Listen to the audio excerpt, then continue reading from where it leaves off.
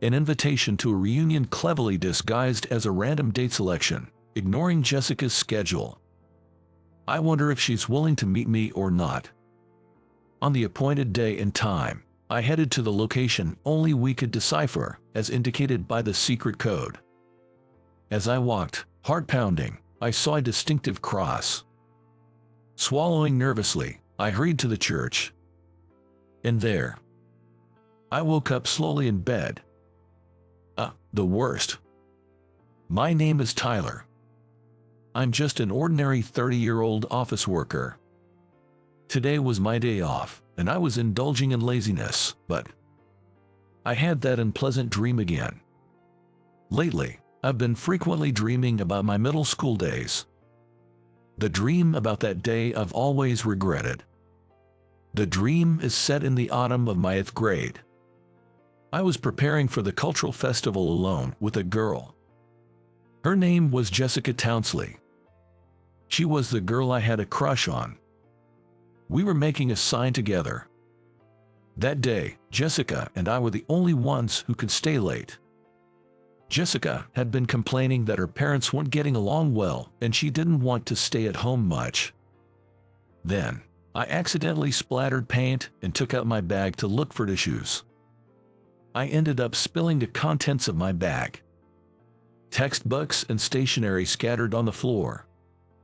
Among them was an anime mascot keychain, which I normally wouldn't carry. I tried to hide it in a panic, but Jessica found it first and started frolicking, saying it was cute with a laugh. At that time, I was hiding my love for anime. I was more sensitive being a teenager. Feeling ridiculed, I took it as mockery. I was so embarrassed and angry. I lashed out at Jessica for being insensitive. Although I usually liked Jessica for being cheerful and outspoken, her innocence annoyed me at that moment. And then, if you think it's so cute, you can have it. I threw the mascot keychain at Jessica and ran home. Such a dream. In the end, I always wake up to the sight of Jessica's surprised, almost despairing face. How long will I keep dwelling on this? I sighed in bed. The reason I've been carrying this for so long. It's because that was the last day I saw Jessica. The day after I threw the keychain at Jessica. I went to school with mixed feelings. Should I apologize? But she was also at fault. Why was that keychain in my bag? Probably my pet cat played with it and put it in the bag. With my thoughts in disarray and my heart racing, I entered the classroom, but Jessica wasn't there. She usually arrived at school before me. So, I was a bit relieved at that moment. However, Jessica didn't show up even when the morning assembly started. Maybe she's sick. Or maybe she was scared off by my attitude yesterday. The questions in my mind were quickly answered by our homeroom teacher, Mr. Robinson. Suddenly, but she is transferring to another school. Mr. Robinson's words just didn't sink in. The whole class was buzzing. But the commotion seemed distant, as if it was happening far away. I remember feeling like it was someone else's problem, standing there dumbfounded. Mr. Robinson stubbornly refused to tell us why she was transferring. There must have been a significant reason. The only thing that comes to mind is the discord between her parents that Jessica had mentioned, but probing further seemed pointless. No matter how much I pry, she would no longer be attending the same school. No matter how much I pry, it couldn't undo what happened that day. No matter how much I pry, wouldn't allow me to apologize to her. The last image I had of Jessica was her face, looking desperate and dismayed. Reflecting on my middle school days, I found myself drawing in a notebook. Drawing while lost in thought has been a habit of mine since I was a child. Probably a habit I picked up when I started drawing by imitating the manga and anime I loved. I was drawing a small cross. It brings back memories. The cross was a drawing of a nearby church.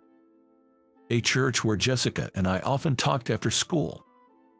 Jessica and I first met when we sat next to each other in the beginning of our 8th grade year.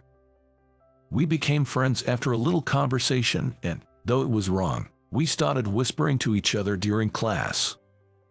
But we often got caught and scolded, and many times we couldn't hear each other well. So, I started drawing in the corner of my notebook. I still remember the first drawing. It was a picture of a basketball crying. Jessica looked puzzled when she saw the drawing. I whispered next gym class to her. She seemed to get it right away and chuckled. It meant, I hate that our next gym class is basketball. Then, she quietly wrote hanging there, in her own notebook. For someone as physically uncoordinated as me, that made me enjoy the gym class a little bit. After that, our picture code evolved. We could only use this secret conversation method when our desks were next to each other, so when we weren't seated together, we started using the blackboard at the back of the classroom, where hardly anyone looked. For example, to indicate going to the library during lunch break, I would draw a book and write the number 12. If Jessica came to the library while I was reading, she would silently give me a peace sign. Drawing a cross with the number 16 meant meeting at the church near our middle school at 4 p.m. Yes, we were so close that we would meet after school and talk until curfew. I'm sure it was mutual love.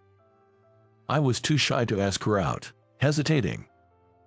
In the end, not only did I fail to express my feelings, but my adolescent shyness led to hurting Jessica, and that became our last conversation. Even now, it's nothing but regret. Since then, I've been dwelling on those feelings, sometimes dreaming about them, and spending the morning in agony in bed after such dreams. What snapped me out of my daze was the ringtone of my phone. The caller was Alex. He was my best friend from the middle school days I was just reminiscing about. We went to the same high school and still keep in touch frequently. "Hello, Alex. It's been a while." As I answered the phone, Alex sounded cheerful too. "Hey, long time no see." But then he fell silent. Did he call because he needed something? "What's up? Is something going on? Want to grab a drink after such a long time?" When I asked, I could hear Alex's desperate voice. "Please, Tyler, I need your help." As I frowned, Alex began to explain. "Actually, I ran into Mr. Robinson at a bar last week." I felt a slight jolt of surprise. Mr. Robinson was our homeroom teacher during my 7th and 8th grade. In our middle school, there were no class changes between 7th and 8th grade. The idea was to closely observe the students in 7th grade and prepare thoroughly for the high school entrance exams. Meaning, Mr. Robinson was also Jessica's homeroom teacher when she suddenly transferred. Mr. Robinson, that brings back memories. Though I had just been reminiscing about him. I hadn't seen him in person for a long time.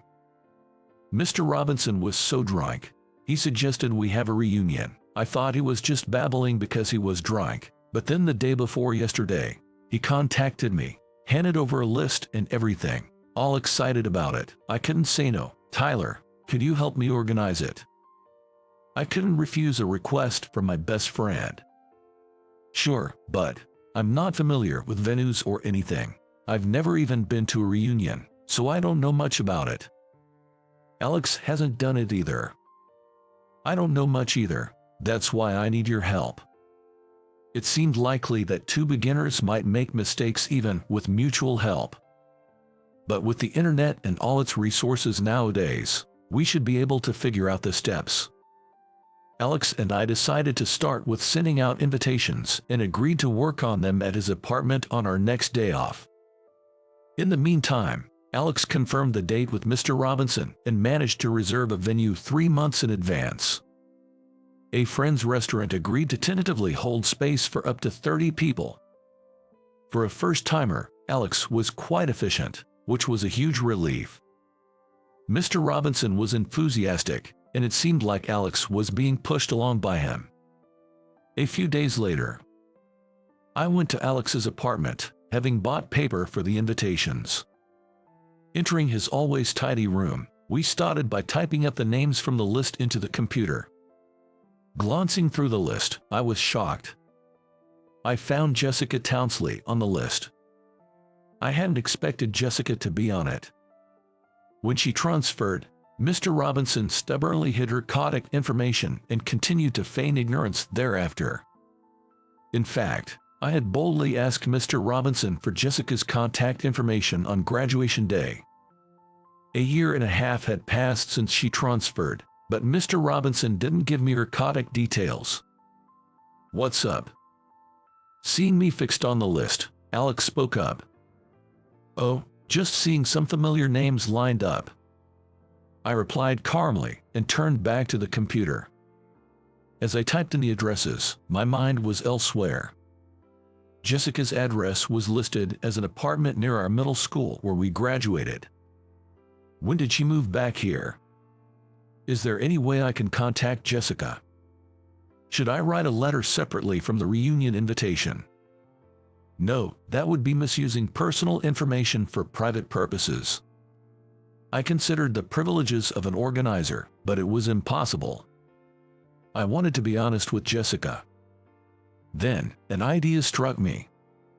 I glanced at the kitchen in Alex's apartment. There was a door between the living room and the kitchen. Alex is such a meticulous person. He would surely close that door when using the kitchen. With a bit of excitement about whether my idea would work, I immersed myself in crafting the invitations. It took us 2 hours to finish just 30 invitations. All that's left is to seal them. I'm kind of thirsty. I casually mentioned needing a drink, and Alex, following my lead as I hoped, said, "Yay, definitely. I'll make some coffee." "Thank you," I say, as I watch Alex head towards the small kitchen. As expected, he firmly closed the door, so I quickly searched for the envelope. Finding the one marked for Miss Jessica Townsley, I took out the invitation and swiftly drew a cross.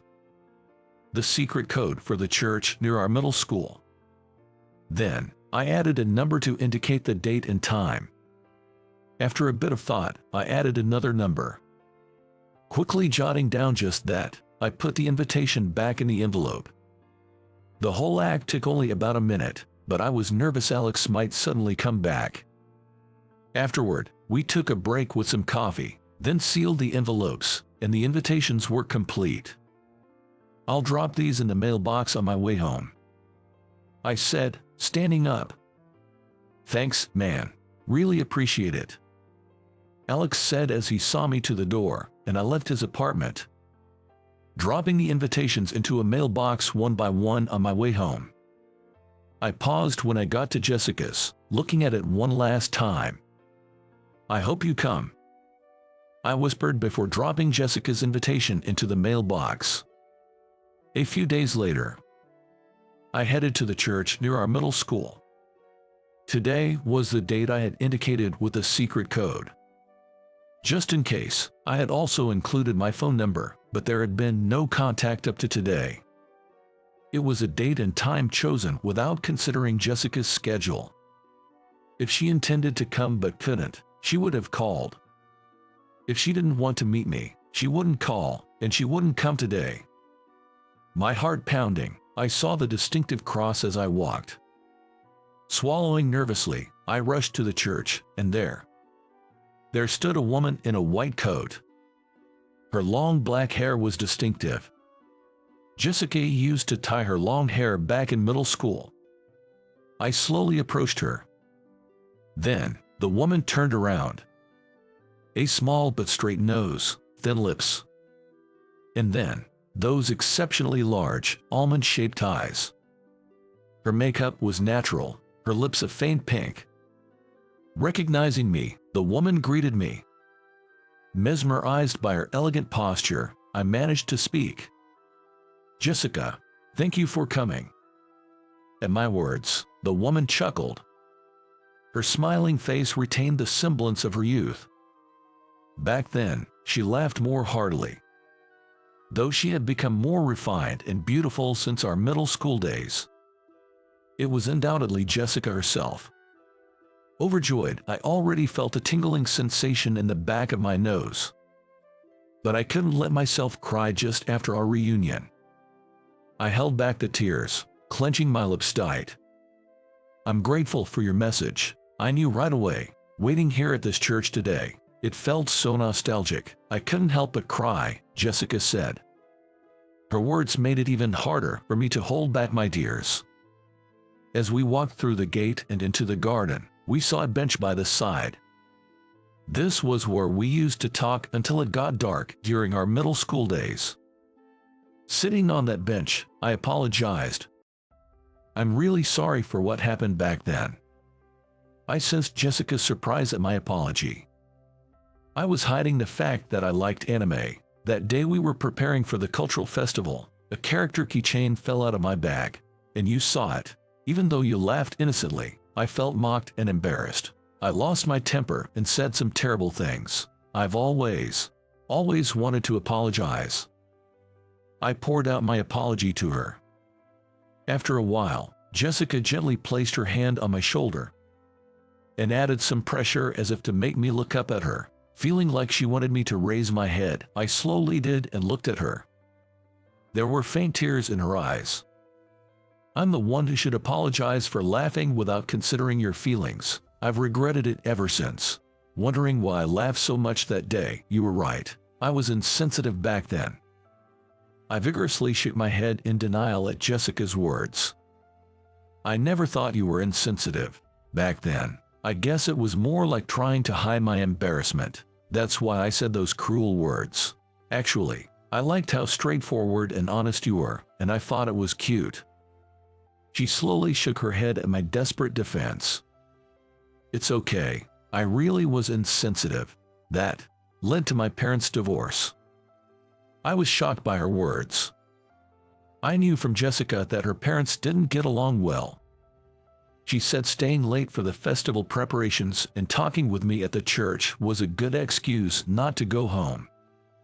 "The day I hurt you, when I got home, my mom suddenly said, 'We're running away now.' She wouldn't tell me why, just that there's no time. It was on a night my dad was on night shift." When Jessica realized that running away meant moving, she panicked and insisted on at least saying goodbye to one person. "I had a fight with someone. I didn't want to part ways while still fighting," she said. Her mother yelled at her desperate plea. "It's all your fault, you know." Jessica was stunned by those words. Her father's recent irritability seemed to be blamed on her outspokenness. But it was typical complaints of a teenage girl. Wanting to shower before her dad or wanting her laundry done separately. However, her father, stressed from work, couldn't overlook these as just teenage rebellion.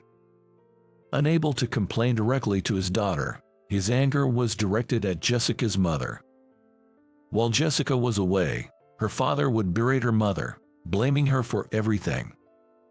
"It's because of her lack of proper parenting. You must be complaining about me with Jessica behind my back," he said. Even when her mother protested, claiming it wasn't true, he wouldn't listen. And then, an incident happened. In a fit of anger, her father shoved her mother violently. The tremendous shock and the constant verbal abuse made her mother fear for her life. As soon as her father left for his night shift, her mother packed the essentials and waited for Jessica to come home. Then, they fled to a shelter as soon as Jessica returned. Jessica was crying as she told the story. "In the end, it was because my father lost his temper and didn't mean to hurt her. They divorced smoothly afterwards, but it was entirely my fault. My behavior tore apart my parents, who were once so close. It's been torturing me." Without wiping her tears, Jessica reached into her white coat's pocket and pulled something out. In her palm, it was the anime mascot keychain I had thrown at her. "This has been my talisman." At Jessica's murmur, I found myself murmuring too. "A talisman." Jessica slightly raised the corners of her mouth and nodded. "It's my reminder not to make thoughtless comments that lack sensitivity. Before I say anything, I touched this keychain to think if it's okay to say it. She explained, smiling through the difficulty. I voiced my thoughts. It wasn't your fault, was it? At my words, Jessica shook her head emphatically. I wanted to hug her, but I continued. I think it was all about timing. Your dad was frustrated with his job. Your mom was stressed from dealing with your dad. And you were just going through adolescence. That's all it was. The trigger might have been Jessica's words. But the cracks were already there. Did your mom say it was your fault? I asked. Jessica shook her head again. No, things hadn't been going well for a while. She said it was her fault that time because she was in a hurry, and I wasn't listening. But that was to spare me from feeling guilty. I cut her off. You're overthinking it. To divorce over a teenage daughter's words, and to me, those words seem trivial. I punched holes in the wall during my rebellious phase and said a lot worse. My parents and I fought. But now we just laugh about how intense my rebellious phase was. The holes in the wall, though, I'll never hear the end of it. At my words, Jessica managed a slight laugh, though her tears didn't stop. I gently hugged her. She tensed for a moment but then relaxed. It must have been hard. All this time. We parted after a fight. I was shocked to suddenly be separated, but now I understand. I wish I could have been there for you during those tough times. Whispering in her ear, Jessica faintly nodded. Hey, back then, in middle school, we were in love, right? I ventured. Jessica nodded again. I kept thinking there was no rush. We were close enough to hang out after school and talk for hours. But after we couldn't meet anymore, I regretted not saying anything sooner. My heart rate quickened. Jessica must have felt it too. So, now that we've met again, I want to say it. I've liked you since then and never forgot about you. Will you go out with me? I wished I had prepared something more romantic to say. Despite my resolve to ask her out if we met, my straightforward proposal made Jessica blush. I've liked you too. I couldn't forget. She murmured while clinging to me. Relief washed over me. I'm so glad. We parted after a fight. All I could remember was your face looking desperate. Even now, I thought maybe you were married or had a boyfriend. I decided to ask you out to settle my feelings, no matter your situation. But I hoped it would work out. I relaxed into Jessica's embrace. She held me firmly. When I received the invitation to the reunion, my heart skipped a beat. I thought I might see you at the reunion, but I was surprised when I saw the contents. That nostalgic drawing of a cross, it was from you. It made me happy to know that you hadn't forgotten about me. Feeling her breath so close. Incredibly comforting. I held back from calling. I wanted to see you. These past few days felt so long. Those days had also felt incredibly long for me. I wanted to meet the next day, but the date was 2 weeks away. Jessica stepped back, smiling at me. Well, you must have had plans. I didn't even know if you'd be free. I thought about setting it a month later. My flustered response made Jessica laugh. I'd have died up if I waited another 2 weeks. I found her phrasing endearing. We caught up on each other's lives for a while. After her parents' divorce settled down, Jessica's mom had contacted Mr. Robinson and informed him of their current whereabouts. Jessica and her mother were just beginning to tread a new path, but in order to prevent any confusion, Mr. Robinson decided not to share their contact information with anyone after all. Once they sought refuge in a shelter, it made sense that he became more cautious. As for me, I wish he had secretly shared their contact info when I gathered the courage to ask for it at the graduation ceremony. When Jessica moved out of the shelter to live with her mother, she pondered writing me a letter, but felt it was an atmosphere she couldn't possibly discuss with her mom. She said she hadn't been in touch with her father at all. Seeing Jessica's lonely expression, I couldn't help but speak up. Maybe you should try writing him a letter. Jessica tilted her head slightly. I feel like There's still some unresolved tension between you and your parents, and maybe it's better to clear that up."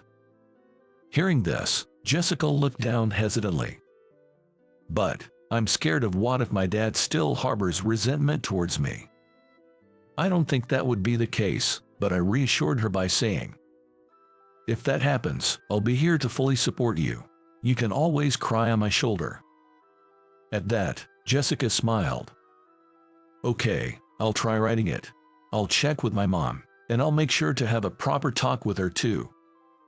Despite her tear-streaked eyes being red, Jessica's smile was very optimistic. Years later. Now, I'm standing at the altar of a chapel, smiling as I watch Jessica slowly walk down the aisle towards me. Walking beside Jessica is her father, from whom she had been estranged. After reuniting with me at a church, she had a proper conversation with her mother. Her mother cried upon realizing that Jessica still believed the divorce was her fault. She regretted that her thoughtless remarks had caused Jessica pain over the years. "It seems like making careless remarks was something I inherited from my mom," Jessica said, sticking her tongue out playfully. "I wish she would also stop making gestures that take me pounding." Jessica's parents had started to drift apart when her father's job became more demanding. Her father was busy with shift work, and although Jessica didn't realize it, the only topic between her parents had become about Jessica and school events. Then, a comment from teenage Jessica led to a dispute.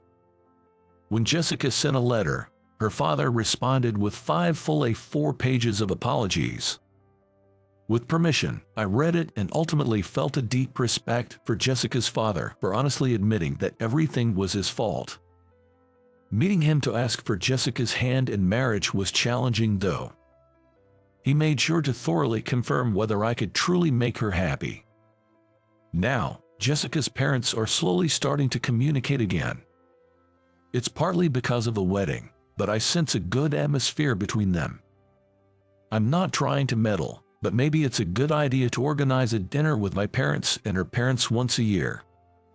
With these thoughts, I smile as I welcome Jessica and her father, who are slowly approaching. When Jessica reaches me, she places her hand on my arm. Her father, with tears in his eyes, gives me a firm handshake. His eyes say, "Please take care of my daughter."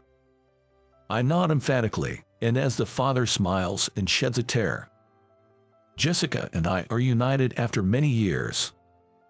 Gradually, the relationship between Jessica and her parents is improving. Like reknitting a scarf that had been undone. I hope that my addition to this will create a scarf with a beautiful array of colors. Looking straight at the officiating priest, I vow to make Jessica utterly happy.